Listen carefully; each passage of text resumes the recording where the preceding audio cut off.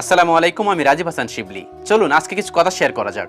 একেই বলে গণতন্ত্র বা ডেমোক্রেসি। কোনো এক হোস্টেলে 100 জন ছাত্র ছিল।